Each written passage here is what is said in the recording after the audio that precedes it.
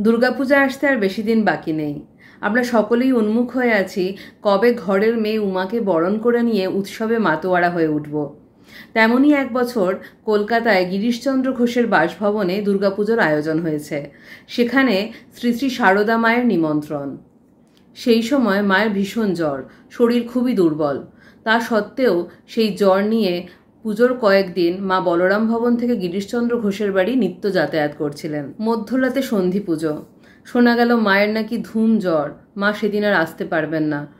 গিরিশচন্দ্র মনে প্রাণে দুঃখিত হয়ে পূজা মণ্ডপে না গিয়ে বৈঠকখানার ঘরে গিয়ে দৌড় দিলেন এবং ভাবতে থাকলেন, মাই যদি না আসেন তবে কার পুজো হবে, কিভাবে পুজো হবে। গভীর রাত, সন্ধি পুজো শুরু হয়। সেই সময় শোনা গেল মায়ের কণ্ঠস্বর। অমিয় মাখা কণ্ঠে মা বলছেন, আমি এসেছি, দরজা খোলো। ছুটে গিয়ে সকলে দরজা খুলে দিল। মাকে নিয়ে আসা হলো পূজা মণ্ডপে। বাড়িতে সাড়া পড়ে গেল, মা এসেছেন, মা এসেছেন। গিরিশ ঘোষের আনন্দ তখন আর দেখে কে। মা সেই সময় দেবী প্রতিমার নয়নে নয়ন রেখে সমাধিস্থ হলেন। সেই দিন ভক্তেরা মৃন্ময়ী আর চিন্ময়ী দুই মায়ের চরণেই সচন্দন পত্রপুষ্প অঞ্জলি দিলেন।